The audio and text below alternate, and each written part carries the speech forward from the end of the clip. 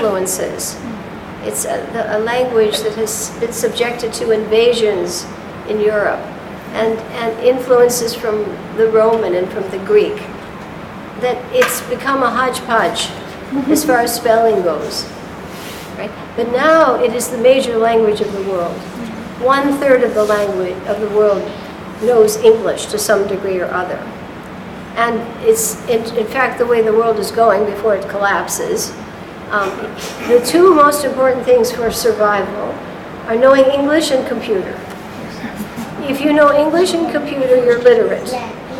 If you don't know computer and you don't know English, you're an illiterate. You may be a Sanskrit scholar, but you're illiterate by the global standard, right? Which is animalistic, but that's the way the world's going. Okay. Okay, next fact. Because English has been disrupted, as you've seen even the Vedic tradition in India from invasions, it's collapsed. Because of that, 50% of the words in English are not spelled the way they look. That's half. That means it's a toss-up with the coin. Will I get it right or will I get it wrong? It's not spelled the way it sounds. Or it's not sounded the way it's spelled. One or the other. So that creates a high rate of poor spelling challenges for parents and teachers and children. And there's a mystery to it. So what happens is memorize. Just memorize it. And most people who grew up with English, that's what we did. We never questioned why certain words were spelled this way and why they're spelled that way. I think the most extreme example is colonel in the Army. C-O-L-O. Where's the R? Colonel. We say colonel, but there's no R there. Is it true? I mean, that's got to be an extreme example. Okay. Where's the R in colonel? There's an R in kernel of corn. That's another kernel. So it does make a challenge for teachers. And so what do they do? Subscribe to See and Say, go home, memorize it, hire a tutor if your mom's too busy. Which little kids are coming home, I've heard, from the first grade at 9 o'clock at night with a big bag of books on their shoulder from a tutor in their house. They've been in school all day long from 7 in the morning to 3 in the afternoon, and then they have to go to a tutor to learn what they were saying. And where's life? You know, where's time to even... I mean, you went through it already, right? 50%. Okay, let's say the child knows the phonograms, and he's been taken through the Spalding list. It's not the Spalding list, it's actually called the Ayres spelling list. A-Y-E, I think it's R-E-S. I'm not sure if I've got that right. It's the name of a person, Ayres spelling list. And it is a list compiled of just not random words. This list is scientifically compiled, high frequency. 2,300 words that appear all the time. And if the word itself is not a high frequency word, it encapsulates combinations that are high frequency. So it's not a random list. It's called the Ayres, extended Ayres list, actually. And it's now, in her book, it's 2,300 words. And it starts with grade 1 up to first year college. And that, in the book, goes through grade 8. It's 8 years of school, but the list, the words in the end of the list are what a first year college student would be able to spell. So it goes beyond grade 8. Okay? So if you finish the 8 years of Spalding Ayres list systematically, you can spell first year college words like chandelier, chauffeur, pneumonia, xylophone. Actually, she has had third graders do it. Spalding herself has personally taught and had third graders finish the list A through Z, spelling first year college words. That's pretty good. No? You're a first-year college student. Can you spell chandelier? Okay. Okay. So you see the advantage there? It's a scientifically compiled list. It's not just random words. Fat, cat, sat. The next thing is if you know the Spalding phonograms and you have applied them properly to the spelling list, your chances of spelling correctly go from 50 to 93%.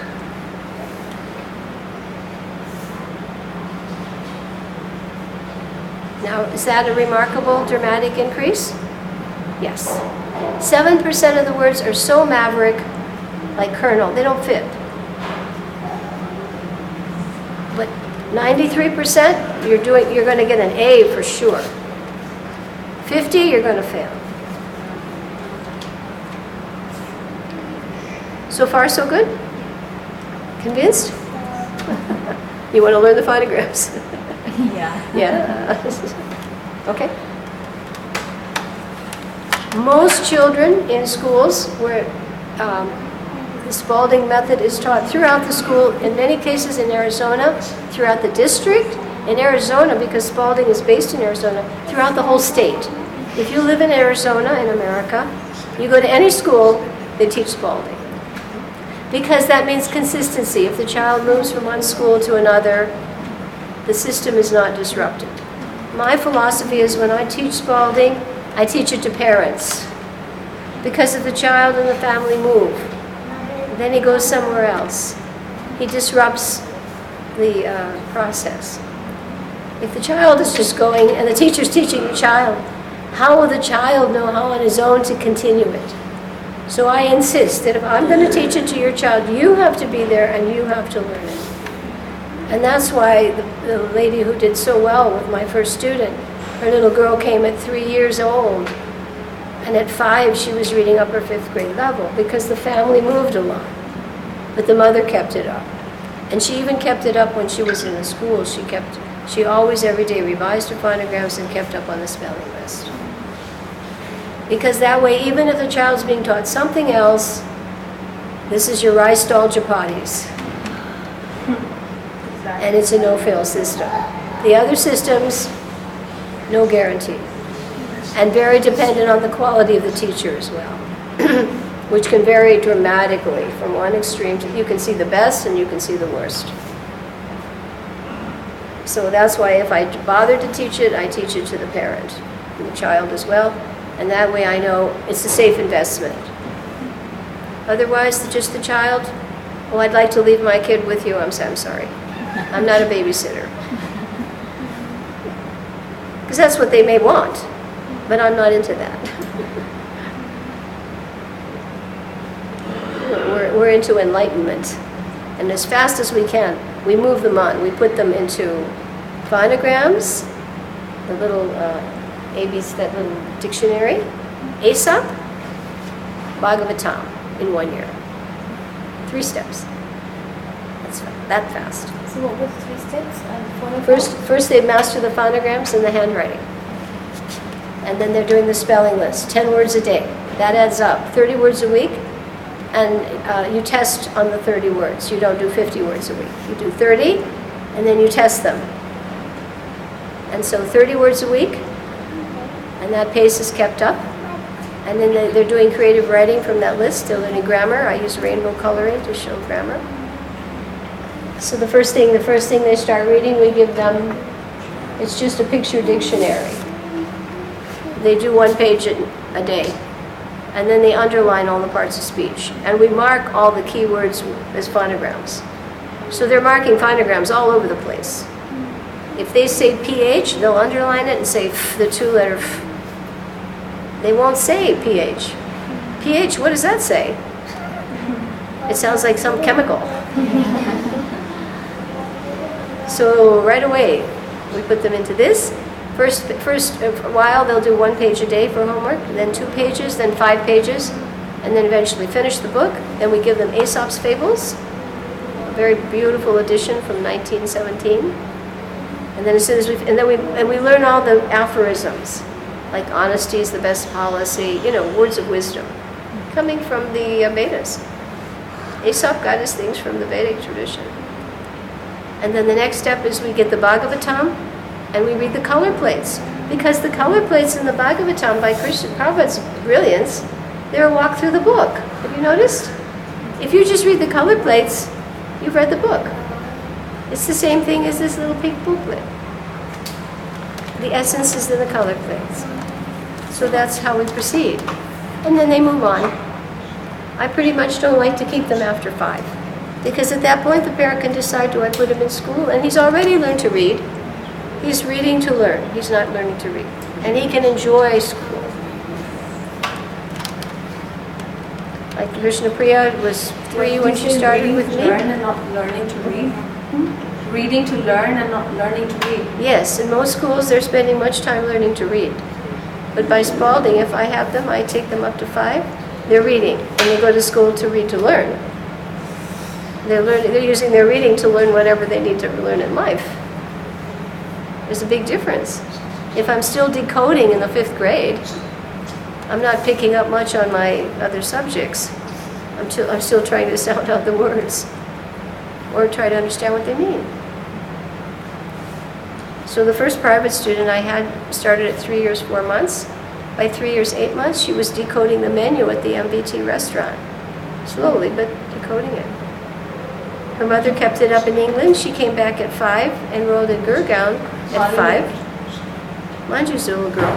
And they tested her, and she was reading upper 5th grade level at 5. Naturally, just like they couldn't believe it. And she can sit and read thick books very quickly. We have another testimony. I can put you on the phone with another man who's done Spalding, Nan Mohan, and his little boy now. When he was older, when he came, he was like 7 or 8, and we did the seminar. He wasn't reading very much. And the father stuck with it, and then all of a sudden, the child just took off. Took a little while, just like the airplane, you're sitting on the ground, but once you hit speed, they're fine. Now he said the boy's a voracious reader, all the time, fast, comprehensive. He's homeschooling this year. The little boy and the mother are the ones too, exemplary. He knows all the chapter titles of the Bhagavatam, 325. The mother does too. They study together the Bhagavatam. Very united family spiritually. It's perfect. I mean, if you wanted to have the perfect model, I would say that family. Together, they map, study game cards, analyze purports, study Bhagavatam every day for 2 hours. Wow. As a family, that's unique. I'm sorry, it's unique. And they're average, nice people. It's not as though they're strange, warped types that you just meet them and they're nice people. Not scholars up in the air types at all. So did you find those statistics helpful? Yes. Compelling? All right, stop there. It's another story, right? Okay. So we need a little chair. He likes these little chairs. We're trying to find more of them. We don't have regular chairs here, so we need a little chair for Hemant. You will sit. And if you take your little pink booklet out, look for the picture of the little girl sitting at the table. Let's go through our book now, okay? We'll have some practical things, and we'll go back to philosophy. Because if we just do philosophy and we don't start seeing what this little boy came here in the hot weather to do, he'll be discouraged and you'll be a little bit bored. Okay, so Hemant will be demonstrating how to work with a little boy. Okay? Can everybody see him all right? You can all see Hemant? I've seen him a long time. He's a real actor, isn't he? Okay. So in the little booklet, turn to the page of the little girl sitting there. Now, can you put both feet flat on the floor, Hemant? Show how to put both feet flat. Really? He sits like a yogi. That's good too. Okay, both feet are flat on the floor? Okay. Now, let's get your back really straight, like this. Okay? You have to do that with them. Okay, back is really straight. The shoulders good? Good. Shoulders up like that. Go back like this. head in line, neck. All right. Let us turn you sideways so they can see the side view. Okay? Stand up. Okay, we'll turn your chair this way. Now you sit this way. So we want to get front and side view. Put both feet flat on the floor. Sit up really straight. Back straight. Shoulders back, head and up. Okay. Now the reason for this is that the head is the heaviest part of the body. And if the child is bent over, the head breaks the circulation and the air breathing, right? And he becomes drowsy and he can't think as well. So he likes to sit forward, okay? Can you turn sideways a little bit one more time so they can get the side view as well as the front view? This is not a monk shot. You know what? They give people two directions. Okay, bend your head over. Bend down, look down. Yeah, if you look down, you see what's going to happen. They're going to get tired. So you have to show that the child, it's not that you're just trying to be a drill sergeant. You're trying to help the child learn. Okay, shoulders nice and straight, back straight, feet together. Put your feet, no, together. That's good. Okay, let's see how straight you are now. Good. How does that look in the camera? Did you get a good picture of that? Yeah. Okay. That's the proper sitting posture. Every step in the book should be followed. Don't hesitate to take everything seriously. It's just like a good cookie recipe. If you take the tips, you get good cookies. If you don't, you might get them burned, dried, something you don't even want to eat. Okay?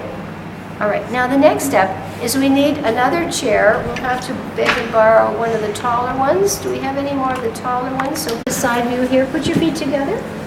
Now in the picture, you have the advantage of the feet being able to slip under the table. We do not have that option here. Okay, sit up nice and straight. Let's show everybody how you sit. Feet together.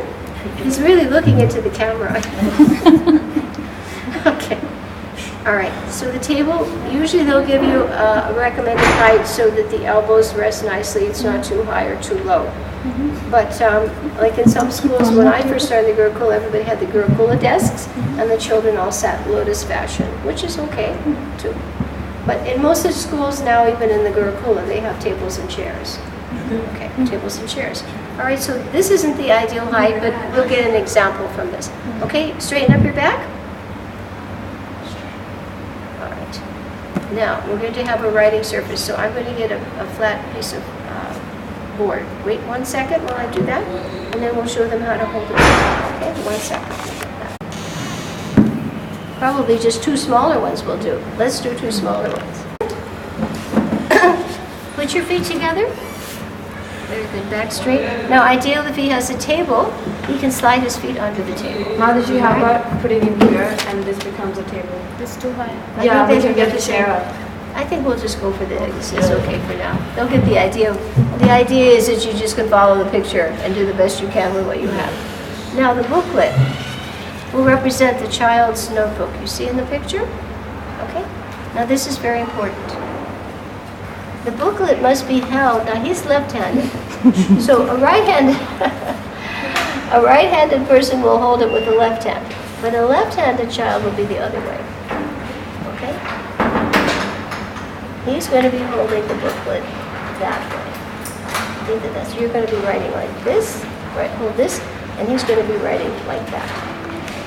The page that's being written on should be at a 45-degree angle, and it should be held with the other hand at the top, okay?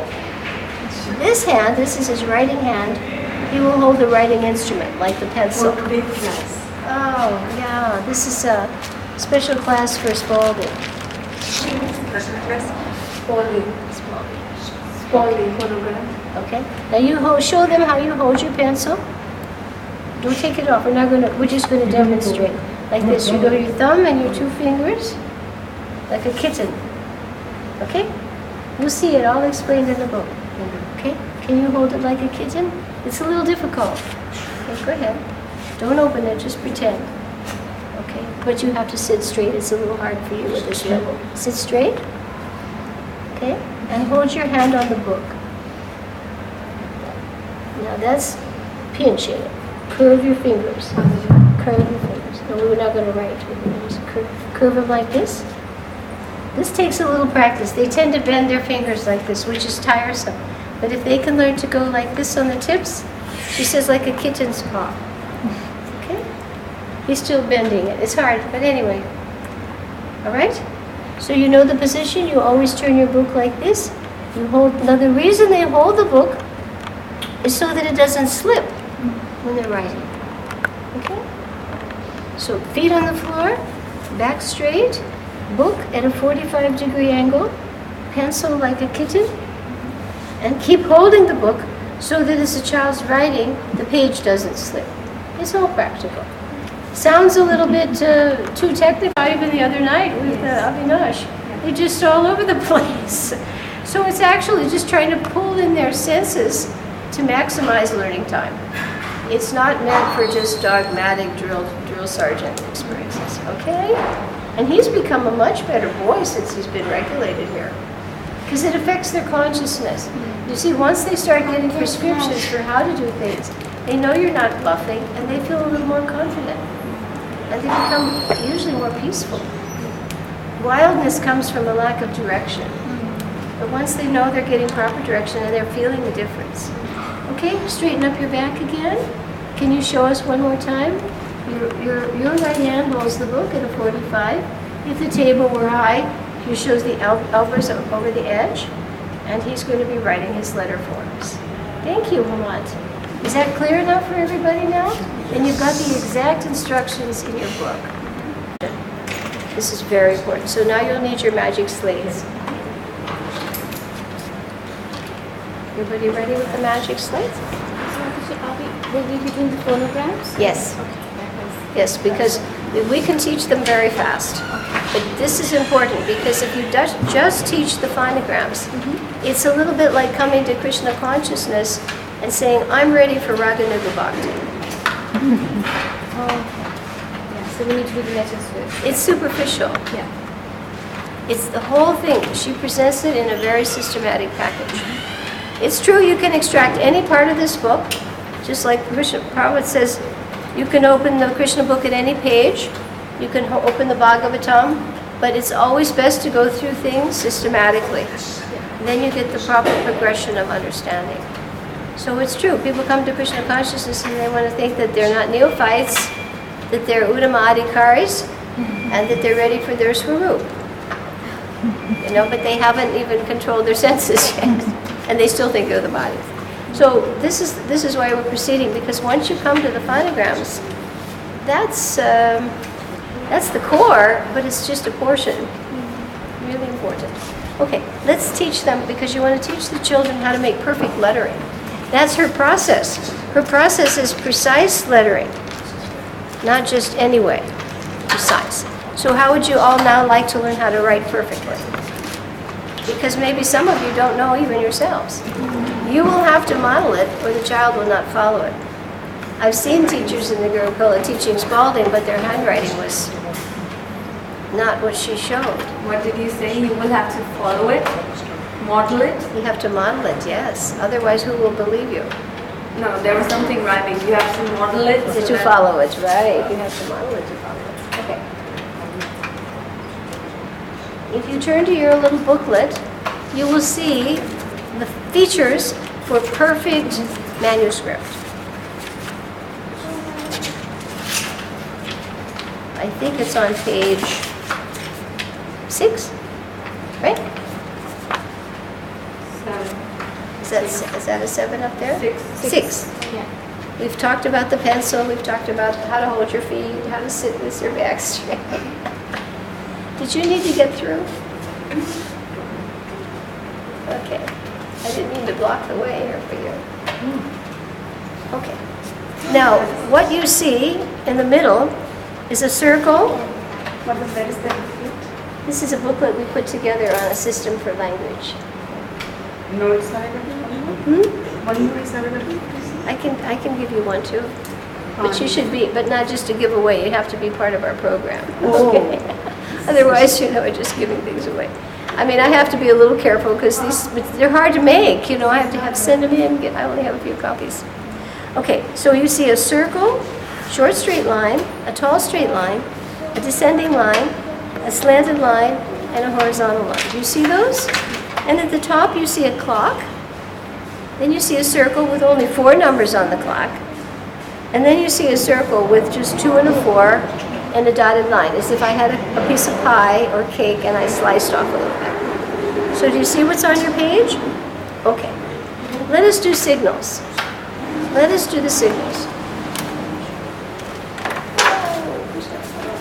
This is a circle, small straight line, short straight, tall straight, and then this. Okay.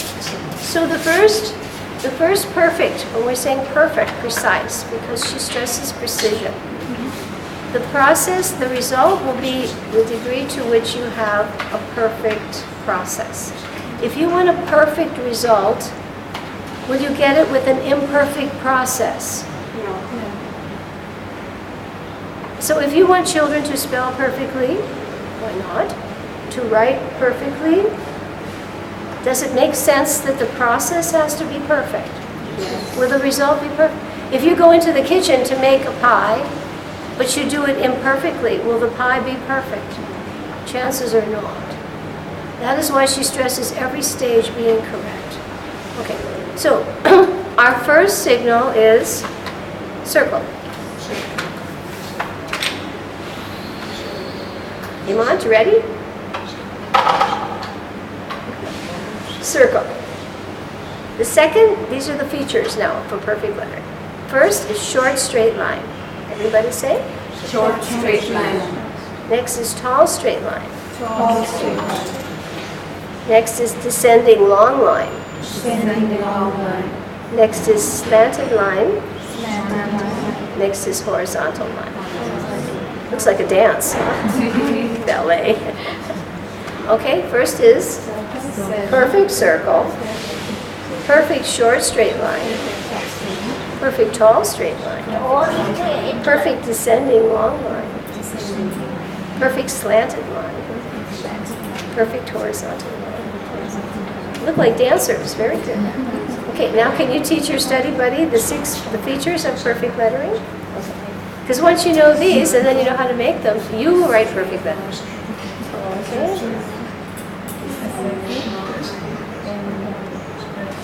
Mataji, why do we call it a long line and not a descending straight line? Well, descending, it's a long line. It's a long line compared to the short line, right? So it's a descending long line. Or you can say straight line. So there's nothing. But the point is, it's below the baseline. Oh, It's from the middle zone and below. It's the same as the tall straight line, only it's moving down. It's from the middles. The first one is middle zone. The second one's middle and upper. Next one is middle and lower. And the next one is middle slanted. And the next one is horizontal, slightly above the middle.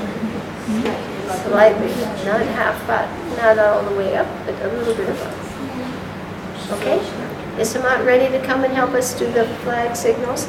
In the Navy, they do these signals in the old days on the ships. Flags.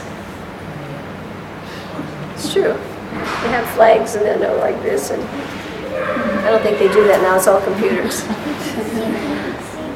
But in the old days, they had two flags, and it was a whole like the Morse code, you know. Just do this. Watch out, lighthouse to the left. Okay, ready? Come on, come. Are we ready? Come on. Are we ready for the signals? We're ready. Okay, here we go. And all of you follow with us. Hemant is our chief assistant. Can you make a round thing? Not like that. Round with your fingers. Okay, our first signal is a circle. Right? Circle. That's it. So you make it nice and round. Curve. Curve it. Go like this. Can you go like this? It looks a little bit more like a Tulsi leaf. Tulsi leaf. Curve it. Curve it like this. Round. Curve. There, he's got it. With 2 hands. He made a little one. It's showing in one hand. Okay, circle. Next signal. Short straight line. Now, tall straight line. Right? Descending long line. Slanted line. And horizontal line. Okay, we'll go through that again. Do it with me. Ready? Circle. So a circle. Circle. Two Short hands. straight line. Short straight line. Tall straight line. Tall straight line. Descending long line. Descending long line. Slanted line. Slanted line. Horizontal. Horizontal. Perfect ballet class. The formation, 2, over to 10, down to 8, around to 4, straight up to 2, and back down to the baseline. Battery's out, yeah, what to do. I can try to connect it on the cord, Yeah. but I think let me try to do that. So you see the idea, can you all practice now a circle? Go now on, whenever you make a circle, you start at 2. Okay, let's now see how this works with all of our other letters. I can put my magnet down.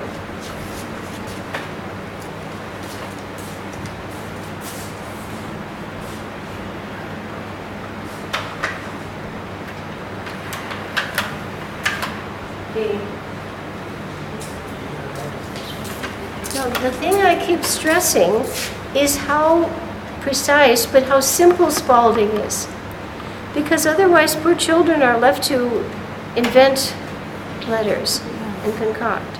And I even see now the way, you're writing, it's a little bit fancy. This is more like connecting for script or what we call copperplate.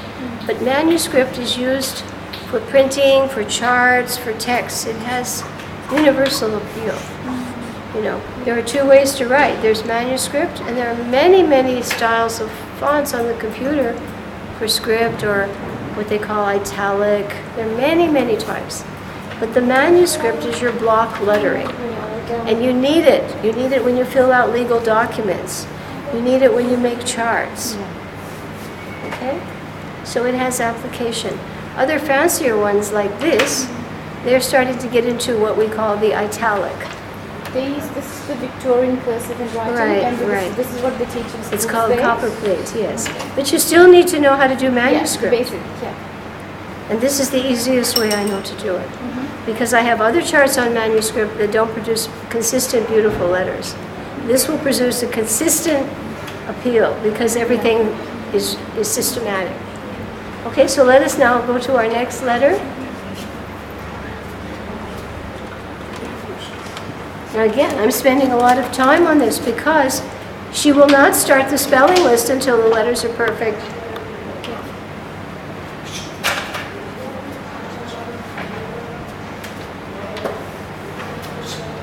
No climbing on that. Sit down. Thank you. She will not start the spelling list until the phonograms are perfected and the letter forms are perfected. There's no point in extending bad habits because you can't undo them. You either get it right or you're just going to extend a bad habit. All right? So we have now, let's quickly do our other ones. We're going to make our clock face. I'll make it with my lighter pen if you had the advantage of a marker. Okay, so the next letter is kusa. 2 o'clock, 10, 8, 4, stop. Perfect. Okay. You see it at the bottom of your page, Preeti, there? The clock face letters at the bottom. Yeah. Okay? Next one. Can you see how easy this becomes? This is Because when you learn the phonograms, you'll... okay. See. It's not C. It's not C. It's kusa. It's a new vocabulary. Next phonogram. It's like we're learning ABCD all over again. It's not ABC even. It's phonograms. It's a new way of seeing. Okay, now we're going to make a clock face letter that has a tall. I'm going to make a clock. Okay. Now we're making the phonogram D. We start at 2. Where do we go? 10, Then where? 8, Then? 4, Then straight up. straight up. Up, up, and then retrace. She doesn't have you lift your pencil. You always keep it and come back down to the baseline. Now, is that very hard? Very easy. It's just a matter of getting them practiced in making straight lines and circles. And at the beginning, they need practice with that. We were working with him. You need to sit still. Can you sit still? Or let him draw. But he should be engaged. The minute a child is not engaged, what will he do? He'll squirm. So you have to be, especially if I get people coming here and they want to teach. I've had parents coming here with 3-year-olds. I want to start a preschool. And then the child raises his fist to hit me, and the mother doesn't say anything. And I say, Mataji, I'm not spending any more time with you.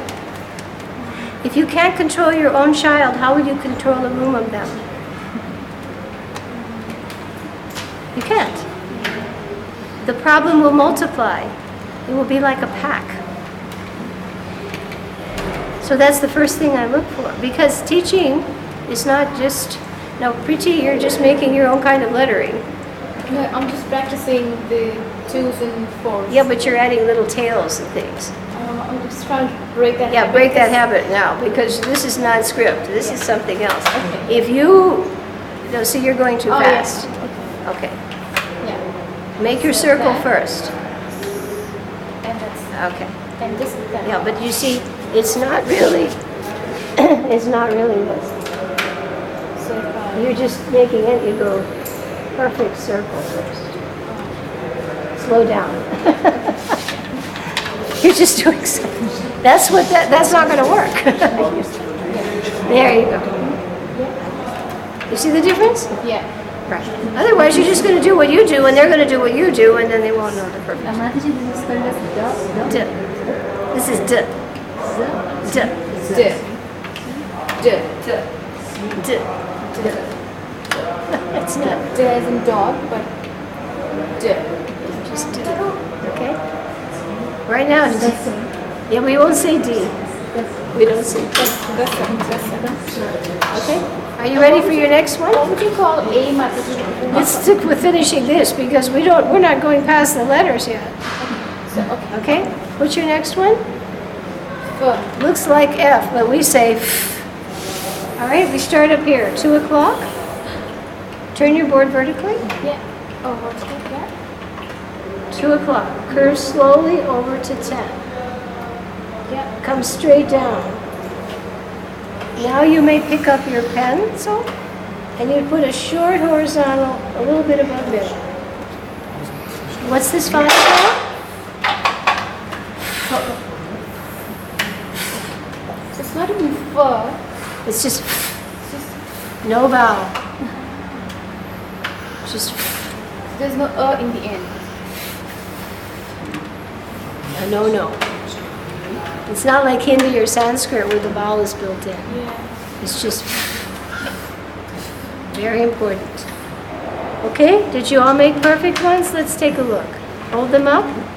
Okay, could be a little straighter. Very good. That's a very good one. Your horizontal could be a little higher. Let's see the samples. Much better. Priti's already converted. Very good. Your horizontal should be higher.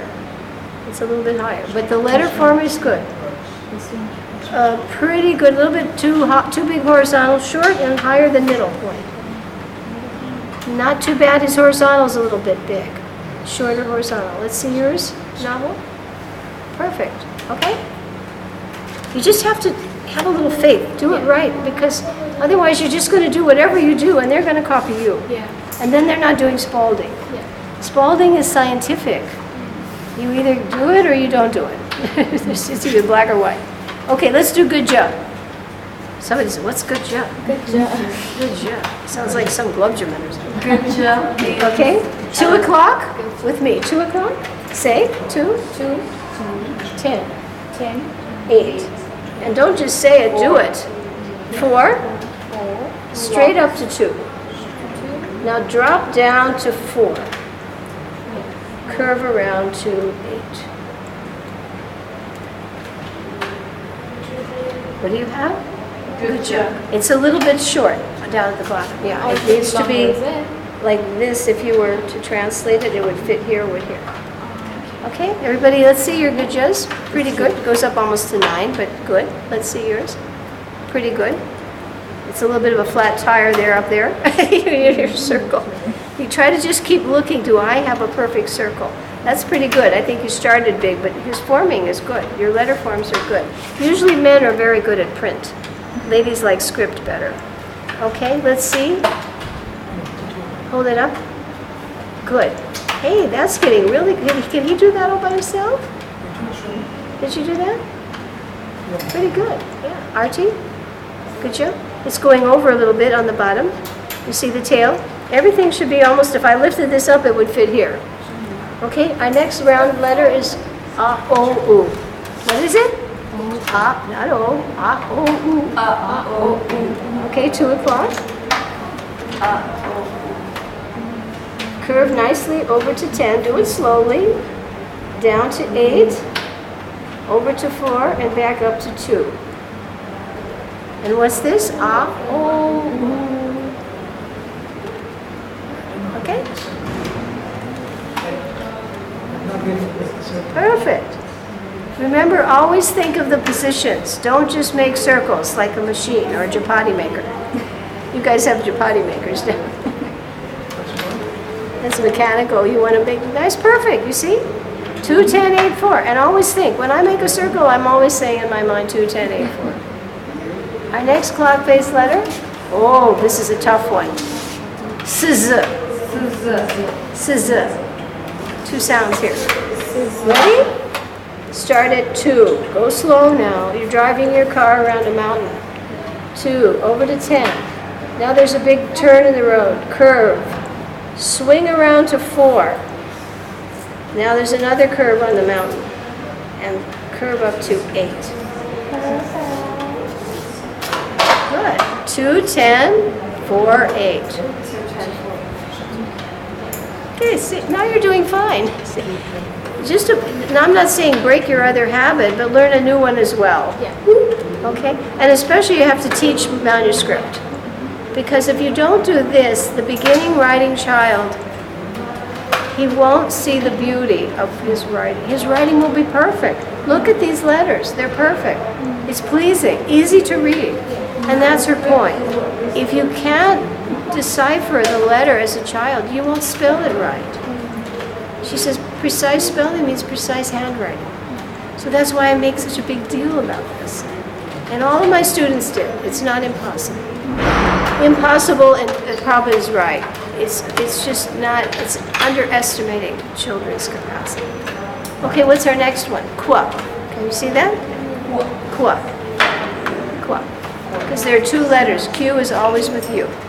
And it's not a 2-letter phonogram, it's just together. So here we go.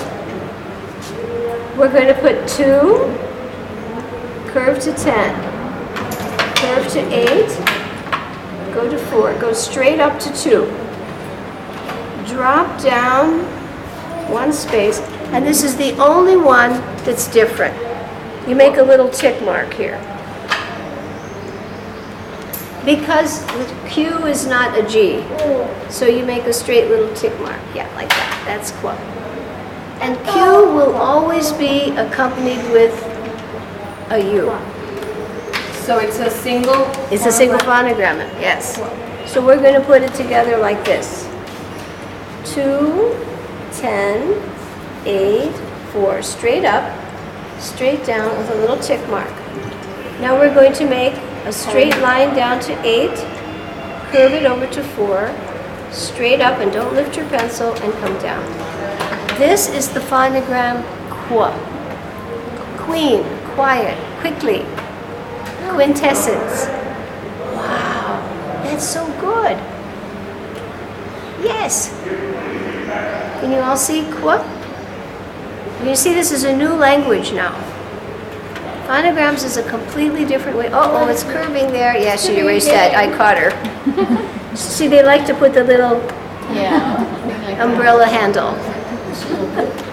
It looks cute, but it's not manuscript. Yeah. It's italic. You know, like the famous Old English, like that. Yeah, Yeah. You know, it just sort of goes like this and like that. And it's not even script. It's different. Italic is a whole other thing. You know, it's beautiful with pens and things. Calligraphy. It's calligraphy. But that's not what we want now.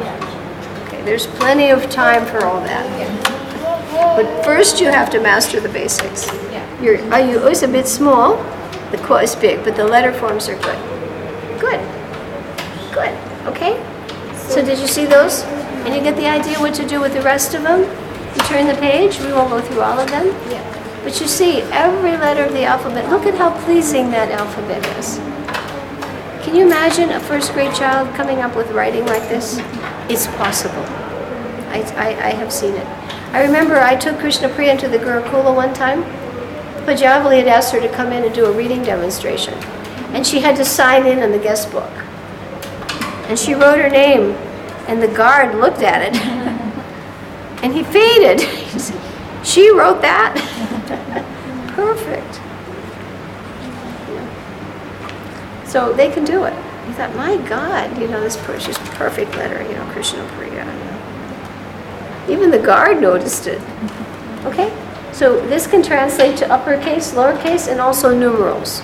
Numerals are 3/4 of space. You have letters that are, we have 3 zones. You have letters that are just middle zone, like a, kasa. Letters that are 2, like d. Letters that are 2, like lower ones, like p. You have some letters with the capitals that are 3 zones, like capital Y, I. 2 zones above and 1 zone below. This is a 3-zone letter, upper, middle, and lower. What do you call it? Zones. Numeral? Oh, numerals are 2, 1.5. Let me do that. Here are your 3 zones, upper, middle, lower, right? 3 zones. Numerals are like half, a little bit above, okay? They're not middle zone, and they're not double space. They're 1.5. So when you write numerals, you write them 1.5. Everybody following that okay? And also when you do punctuation marks, exclamation points, question marks, they are 1.5. Okay? They're not a full 2, and they're not just 1. Question, punctuation marks and numerals are 1.5. You'll see it in the big book, 1.5. It's pleasing. If you have a numeral that's as big as your capital, it's overbearing. And if it's too small, so it's if you have numerals in your text, okay? Everybody understand now the principle of perfect writing? What's the manuscript? Manuscript means block lettering. And print? Yeah, as opposed to script. Script means connected letters. And print? Print is print, like this manuscript. Caps lock? Yeah, Caps lock. yeah, caps. And text? Text? Well, that might be something on the computer for... No, you said that men are good with print and They're usually, men prefer to print. caps lock. Yeah, you don't find men doing too much script. They like the block. They like the block. And I know when I do my mind maps, my charts, I use block because it's easier to read. Script is perfect for letter writing and speed. It's beautiful if done properly. Anything's beautiful if done properly, and ugly if done improperly. But men usually like the block. You don't. Some are expert calligraphers. I'm not saying they won't do this or that. Some of the world's best calligraphers are men. No problem. Okay? So now I think we're ready for learning some phonograms. Yes. Reading for phonograms. Well, you have to take the whole, like Prabhupada said, you just can't pick and choose in the Gita. I like chapter 7, but I'm not going to follow chapter 13. It doesn't work. That's the same thing, right? I pick and choose. I think the source of everything is Brahman. I'll pick this sloka because it sounds like that. I'll forget another sloka. I'll forget 7:7.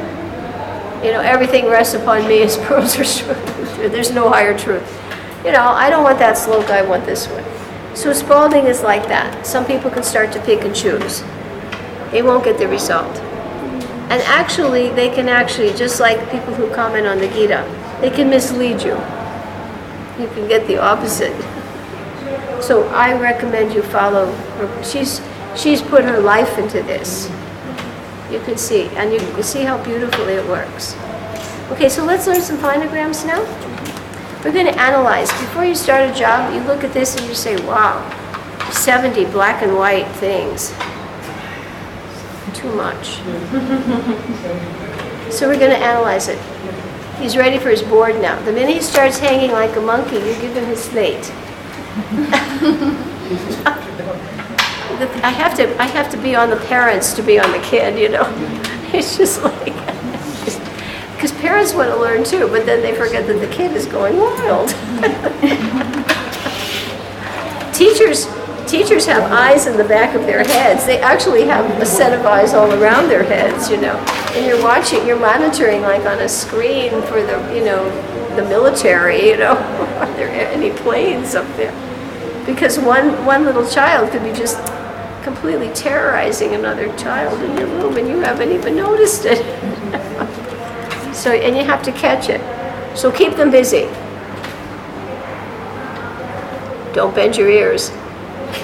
That's hard on you. See, I don't miss a thing. You watch the Ron Clark movie. He's telling his students, I have eyes in the back of my head. Okay, ready? We're going to analyze the phonograms. We'll take Preeti's chart here. I like to make things color-coded. This is black and white, okay? And then, of course, I always doctor things up. These are the phonograms in script. But this shows us how to break it down a little bit. Let's do it numerically. Everybody write on your chart the number 70. Okay, what does 70 stand for? 70 phonograms. 70 phonograms. Okay. And a phonogram, as we defined before, is a letter or a fixed combination. What is it? It's a letter or a fixed, everybody say? A fixed combination of letters that produce one or more sounds. Did you hear that definition? A phonogram is a single letter or a fixed combination, not just any combination. It's a fixed combination of letters that produce one or more sounds. Third time. A phonogram, repeat, is a single letter or a fixed combination of letters that produce one or more sounds.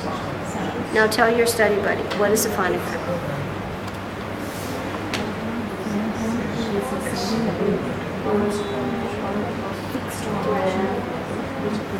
A phonogram is a single letter or a fixed combination of letters that produce one or more sounds. Good. Does that make sense now? You have some that are one letter and some that are more than one letter. Some make one sound, some make more than one sound. Okay, so you have 4 points in the definition. Understand now what a phonogram is? When we say letter, and we want to indicate the alphabet, we say the name of the letter. Its name. A means that's the name of that letter. But its phonogram sounds are A, A. But if you want to know the name of the letter, you say that is the letter A. That's its name. If I want to say this letter, it's C. That's the name of the letter. But it's not the phonogram. The phonogram is K, S, because it makes two sounds. Okay, you see the difference? Yeah. And everybody clear on what a phonogram is as opposed to an alphabet? Alphabet is important for alphabetizing. A, B, C, D, which is sequence. And knowing the name of the letter. And sometimes with the phonograms we will stress, this is the sound that's the name of the letter. But that's the only reason we stick to alphabet. Otherwise we disregard it. It gets in the way. And we don't even say b as in baby. We just say B. Because if you start throwing in too much information, they can't decode fast. So they just learn to say these sounds. B, ks, d, f, k, j. And then after a while, they string them together, and it's called phoneme. A phoneme is the strung together sound that produces the entire word. And that way they can decode big words because they know the sounds. They can say f, n, o, g, r, am, z. That Mataji through careful. Sorry. Even little ones, once they know that, they can catch the phonograms. This is E. It's not THE. THE does not say that word. But E says that word. PH does not say that word. PH. But the two-letter F says that word. So that's why they can read so much. Master this, start them on the list of spelling, teach them syllables, making syllables with your gestures, and then they're decoding huge words, very systematically.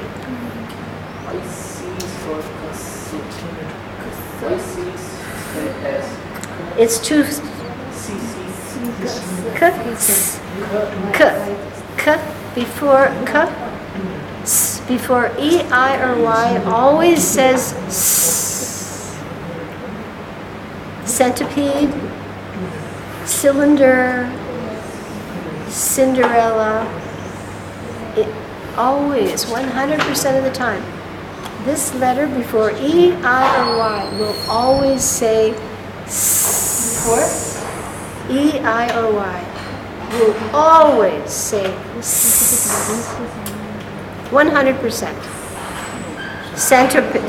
It's coming, central, city, cylinder, cycle. That is if it is used before the vowels. Before E, I, or Y. Only those three. E? Not O, E, I, Y. 100% of the time. No fail. And when do we use K? We're getting into that later. If we get into details now, we'll never finish. Okay? So let us analyze our phonograms some more. First of all, we define them. And we know there are 70. Okay? Next fact. Are we ready? In English, there are 26 letters to the alphabet. How many? 26 letters. So in our phonograms, we will have the 26 letters of the alphabet. The breakdown for that is 21 consonants and 5 vowels. How many consonants? 21. And how many vowels? 5. So that's, we're now trying to break this chart down, right? Because if I just look at 70 and I go through them, but if I analyze it and I break them down. Now here I have shown in yellow, what do you think I have shown? What is this yellow portion? Consonants. 7 in a row, 3 rows make how many? 21 consonants. Can you follow what I've done? What are these 5 red blocks? The vowels.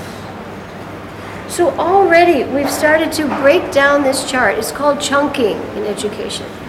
I don't try to just separately learn a lot of isolated facts. I see how I can group things to make my job more mind easy. So we know out of the 70 phonograms, 26 are the alphabet. Of those 26, 21 will be consonants and 5 will be vowels. And to designate that, now I did it with the script side, but I did 3 columns of 7. That makes 21 yellow boxes, mostly yellow. If you see other things in here, it's because there's even more information in those boxes. But these are all the consonants. We have 5 red boxes with a heart. Because a vowel is a syllable. It's the heart of a sound. You cannot have a syllable without a vowel. Right? In Sanskrit, vowel means syllable. A, ah. These are coming from the diaphragm. The consonants, as in Sanskrit, Sanskrit explains it, the consonants break that sound at different points in the vocal system. K, the palatals, the roof, the tongue, dentals, the teeth. Those other consonants in Sanskrit are very clearly defined. The same thing is there in English, but they haven't defined it so much.